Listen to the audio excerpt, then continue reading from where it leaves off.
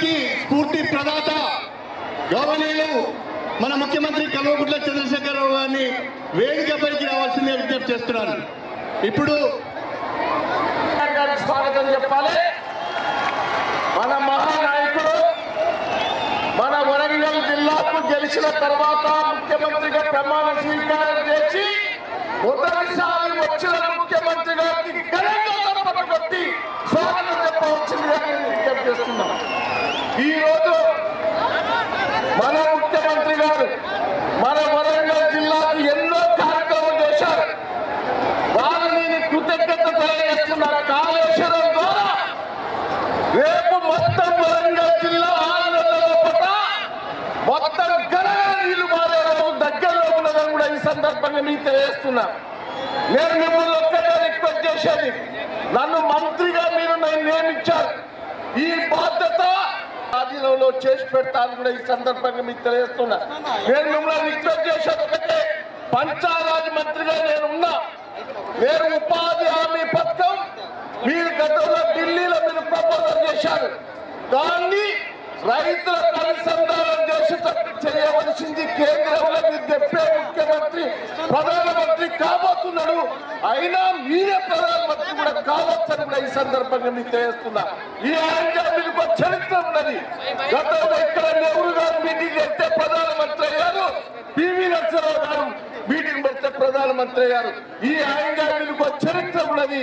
ఆ చరిత్ర వల్ల రాబోతున్నదని కూడా ఈ సందర్భంగా తెలియజేస్తూ దయచేసి టైంలో పంచాయతీరాజ్ శాఖ మంత్రివర్యులు దయాకర్ రావు గారు, పార్లమెంట్ అభ్యర్థిగా మీ ఆశీస్సుల కోసం పోటీ చేస్తున్న టీఆర్ఎస్ అభ్యర్థి దయాకర్ గారు, వేదికను అలంకరించినటువంటి గౌరవ పార్లమెంట్ సభ్యులు, శాసన మండలి సభ్యులు, దేశంలో ఈరోజు జరుగుతున్న ఎన్నికలు ప్రతిరోజు మీరు టీవీలలో చూస్తూ ఉన్నారు. అందరు చెప్పే సందేశాలు కూడా మీరు వింటూ ఉన్నారు. వరంగల్ చాలా చైతన్యవంతమైన జిల్లా. నేను ఇక్కడ కొత్తగా మీకేదో నేర్పాల్సినటువంటి అవసరం ఉందని నేను భావించడం లేదు. చాలా ఎక్కువ చైతన్యం కలిగి ఉండే జిల్లా కాబట్టి చైతన్యవంతమైన స్ఫూర్తివంతమైనటువంటి తీర్పు మీరు ఇస్తారనే ఆశ నాకు సంపూర్ణంగా ఉంది. ఎందుకంటే ఈ వరంగల్ ఉద్యమాల గడ్డ, తెలంగాణ ఉద్యమంలో కూడా ఆయన అగ్రభాగాన్ని నిలిచి ప్రొఫెసర్ జయశంకర్ గారి సారథ్యంలో అద్భుతంగా తెలంగాణ ఉద్యమాన్ని నిర్మాణం చేసి రాష్ట్ర సాధనలో ప్రధానమైన పాత్ర పోషించిన జిల్లా మన వరంగల్ జిల్లా. కాబట్టి ఇక్కడ టీఆర్ఎస్ను కానీ ఉద్యమాన్ని కానీ ఎప్పుడు కూడా మీరు అగ్రభాగాన్ని నిలబెట్టినారు. ఈ ఎన్నికల్లో కూడా దయచేసి మీరు నిలబెట్టాలని నేను కోరుతా ఉన్నా. ఇవాళ తెలంగాణ ఎట్లా ఉన్నది? 5 ఏళ్లకు ముందు కూడా ప్రభుత్వాలు ఉన్నాయి, ముఖ్యమంత్రులు ఉన్నారు, మంత్రులు ఉన్నారు, అందరు ఉన్నారు. ఆనాడు ఒక మాట చాలా గర్వంగా మనం చెప్పుకునేది ఏంటంటే, కరెంటు కోసం ధర్నాలు, లాఠీ ఛార్జీలు, కాలిపోయే మోటార్లు, పేలిపోయే ట్రాన్స్ఫార్మర్లు చాలా చూసినాం. 5 ఏళ్లలో మొత్తం పరిస్థితి తారుమారు. 5 ఏళ్లలో ఇంత మార్పు వచ్చింది. ఇది ఒకటే కాదు, సంక్షేమ రంగంలో దేశానికి మనం దిక్సూచిగా ఉన్నాం. పెన్షన్ల విషయంలో కావచ్చు, రెసిడెన్షియల్ పాఠశాల విషయంలో కావచ్చు, ఆ పెన్షన్లను ఇప్పుడు రెట్టింపు చేసి వచ్చే నెల నుంచి 2000 రూపాయల పెన్షన్ ఇచ్చే విషయంలో కావచ్చు, రైతు బంధు విషయంలో కావచ్చు, రైతు బీమా విషయంలో కావచ్చు. ఇంతకుముందే మీ మంత్రి గారు అన్నట్టుగా మీకు ఇక్కడ చాలా కార్యక్రమాలు చేసినాం. నిన్న మొన్నటి వరకు కడియం గారు శ్రీహరి గారు డిప్యూటీ సీఎంగా ఉండే టైంలో వారు విద్యాశాఖ నిర్వహించినారు. మీకు తెలుసు, చాలా ప్రయత్నం చేసినారు. హెల్త్ యూనివర్సిటీ తెచ్చినాం, సైనిక్ స్కూల్ తెచ్చినాం, ఐటీ కార్యక్రమాలు తెచ్చినాం, వెటర్నరీ కాలేజీలు తెచ్చినాం, జాతీయ అంతర్జాతీయ విద్యా సంస్థలు వచ్చే విధంగా ప్రయత్నాలు జరుగుతూ ఉన్నాయి. పర్కాల ఏరియాలో టెక్స్టైల్ పార్క్ నిర్మాణం జరుగుతూ ఉంది. దీనికోసమే ఇలా Parkal, Thorrur, station Ghanpur revenue division ఏర్పాటు చేసుకున్నాం. అన్నిటిని మించి వరంగల్ జిల్లా కోసం మీరు ఎవరికి ఎదురు చూడకుండా దాదాపు 75 నుంచి 100 టీఎంసీల నీళ్లు వరంగల్కే డెడికేటెడ్గా ఉండే విధంగా దేవాలయ నిర్మాణం కూడా కంప్లీట్ అవుతా ఉందని మనం చేస్తా ఉన్నాం. రిజర్వాయర్ కూడా నిర్మాణం జరుగుతూ ఉంది. దానికోసం మనం ఇబ్బంది పడాల్సిన అవసరం లేదు. తుపాకులగూడెం దగ్గర బ్యారేజ్ నిర్మాణం జరుగుతూ ఉంది. ఎస్ఆర్ఎస్పీ కాలువలు గత ప్రభుత్వాల హయాంలో చెట్టు మొలిచినాయి. ఇప్పుడు అన్ని కూడా మరమ్మతులు జరుగుతూ ఉన్నాయి. ఒకసారి కాళేశ్వరం దగ్గర బటన్ ఆన్ చేసినామంటే దాదాపు 10 నెలలు ఎస్ఆర్ఎస్పీ కాలువలో నిండా నీళ్లు ఉంటాయని చెప్పి నేను మనవి చేస్తూ ఉన్నాను. ఈ సంవత్సరంలోనే ఆ సీన్ మీరు అందరూ కూడా చూడబోతూ ఉన్నారు. ఇది ఎప్పుడో 10 ఏళ్ళకు 5 ఏళ్ళకు ఇచ్చిన కాదు. ఇదే సంవత్సరంలో వర్షాకాలం తర్వాత కాకతీయ కాలువ నీళ్లు లేకుండా ఉండదు. అది మీకు అందాలని మీరు చూడబోతా ఉన్నారని చెప్పి మనవి చేసుకుంటా ఉన్నాం. కొన్ని సమస్యలు అంతటా ఉన్నాయి, ఈడ కూడా ఉన్నాయి.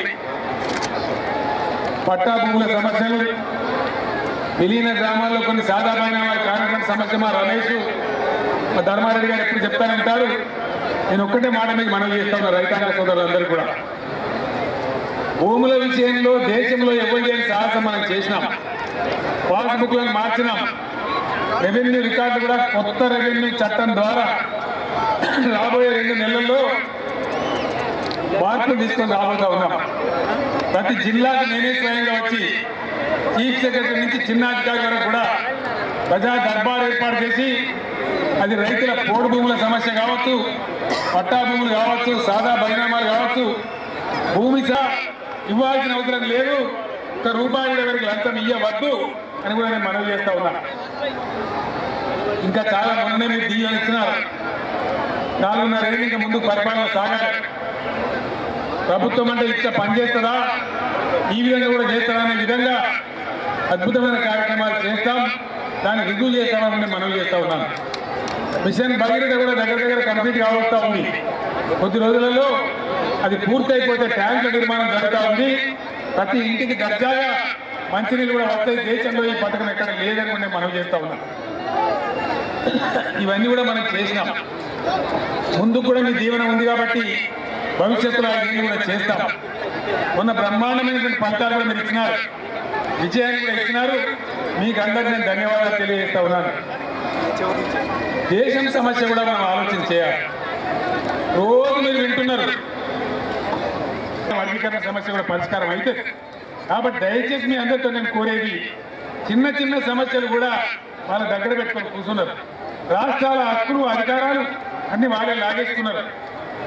గడ్డి వాళ్ళు కుక్క కూర్చున్నట్టు వాళ్ళు వెయ్యరు, ఇంకొకరిని వెయ్యనియరు, పని చెయ్యరు, చేసే వాళ్ళని చేయనియరు, విదేశాంగ నీతి పట్టించుకోరు, పాకిస్తాన్ సమస్య పరిష్కరించరు, ఆర్థిక విధానం పెంచరు, వ్యవసాయ ధరలు రావు. కానీ రాష్ట్రాలు ఇప్పటివరకు చిల్లర రాజకీయాలు చేస్తారు. నరేంద్ర మోడీ గారు ఏం మాట్లాడతారండి? కేసీఆర్ జాతర ముందుకుంటాడు, కేసీఆర్ ముక్కు చక్కగా లేదు, ఇదేనా మాట్లాడు? ఈ మూడు చక్కగా లేదు, ముడ్డి చక్కగా ఇదేనా మాట్లాడి ప్రధానమంత్రి మాట్లాడి దేశ రాజకీయం నడిపించే వ్యక్తులు మాట్లాడుతున్నా సర్పంచ్ స్థాయి కన్నా దిగజారి ప్రధానమంత్రి మాట్లాడుతుంది. దేశంలో పచ్చి అబద్ధాలు మాట్లాడతారు. ఒక్క మాట నేను వరంగల్ గడ ద్వారా ఛాలెంజ్ చేసి 5-6 రాష్ట్రాలలో తెలంగాణ ఒక రాష్ట్రం, 75,000 కోట్లు మా రాష్ట్రం నుంచి జనరేట్ అయ్యే ఇన్కమ్ మీరు తీసుకొని వాడుకుంటున్నారు. నేను తప్పనంటలేం, కానీ మీకు వచ్చి అబద్ధాలు చెప్పి అవాకులు చెవాకులు మాట్లాడి పిచ్చి మాటలు మాట్లాడవద్దు. ప్రధానమంత్రి తెలంగాణ ప్రజలకు క్షమాపణ చెప్పాలని నేను డిమాండ్ చేస్తా ఉన్నాను. ఇటువంటి అబద్ధాలు మాట్లాడవద్దని నేను కోరుతా ఉన్నాను. ఈ విధంగా గోల్మాల్ గోవిందం చేసే ఈ 2 పార్టీలు కూడా ఈ దేశానికి నెరవేర్చడానికి నా దగ్గరకు వచ్చి అనేక సమస్యలు అనేక సందర్భాల్లో మాట్లాడుతూ ఉంటాడు, పోరాటం కూడా చేస్తూ ఉంటాడు. సౌమ్యుడు, వినయశీలి, ఎవరు కూడా కీడు చేయడు కాబట్టి, మంచి వ్యక్తి కాబట్టి, మంచి వ్యక్తి ఉంటేనే చాలా బాగుంటుందనే ఉద్దేశంతో ఆయన మీ ముందు పెట్టడం జరిగింది. దయచేసి దయాకర్ గారి కారు గుర్తుకే ఓటేసి పెద్ద ఎత్తున దయాకర్ గారిని గెలిపించాలి. వరంగల్ గౌరవాన్ని కాపాడాలి, తెలంగాణ గౌరవాన్ని కాపాడాలి. దయాకర్ గారి కారు గుర్తుకే ఓటేయాలని చెప్పి నేను మనవి చేస్తా ఉన్నా. చాలాసేపు మాట్లాడాలి ఉంది. కేసీఆర్ గులాబీ జెండా మన గుండెల నిండా